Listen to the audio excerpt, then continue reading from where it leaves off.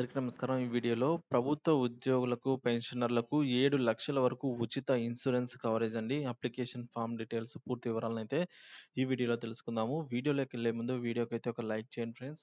అలాగే కొత్తగా ఎవరైనా మన ఛానల్ చూస్తున్నవారు సబ్స్క్రైబ్ చేసుకున్నట్లయితే దయచేసి మన ఛానల్ అయితే సబ్స్క్రైబ్ చేసుకోండి. దీని ద్వారా నేను చేసే ప్రతి ఒక్క వీడియో మీ వరకు రీచ్ అవుతుందండి. ఇక మనము ఆలస్యం చేయకుండా వీడియోలోకైతే వెళ్ళిపోదాము.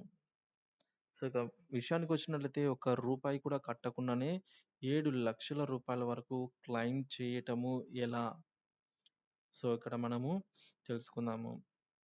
భారతదేశంలోని ప్రతి ఉద్యోగుల భవిష్య నిధి పథకం కింద అంటే ఈపీఎఫ్ఓ కింద అయితే నెలవారీ జీతం నుంచి కొంత మొత్తం తీసివేయబడుతుంది.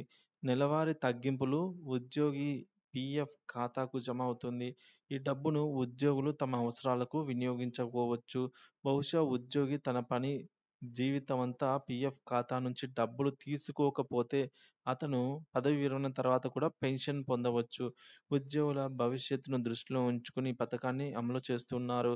ఇందులో అత్యంత ముఖ్యమైన పథకం ఏంటంటే employees deposit linked insurance. EDLI అండి. ఇదొకటి గుర్తుపెట్టుకోండి. ఎంత బీమా కవరేజీ అందించబడింది? ఈ ప్లాన్ ప్రత్యేకతలు ఏంటి? పూర్తి వివరాలైతే ఇప్పుడు తెలుసుకుందాము. ఉద్యోగుల భవిష్య నిధి పథకంలో సభ్యులకు 7,00,000 వరకు అయితే బీమా వర్తిస్తుంది.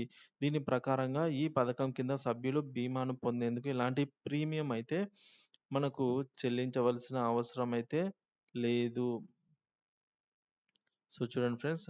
కాబట్టి ప్రాథమిక వేతనము 15,000 కంటే ఎక్కువ ఉన్నవారికి గరిష్టంగా 6,00,000 వరకు కూడా బీమా వర్తిస్తుంది. గత 12 నెలల ఈపీఎఫ్ సభ్యుల సగటు నెలసరి జీతం కంటే బీమా మొత్తం 35 రెట్లు ఎక్కువ. అంటే గరిష్టంగా 7,00,000 వరకు బీమా అయితే ఇందులో అందుతుంది.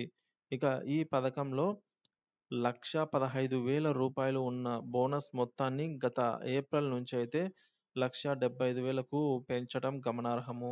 ఈ బీమాను ఎలా క్లెయిమ్ చేసుకోవాలి అనేది ఇప్పుడు చూద్దాము.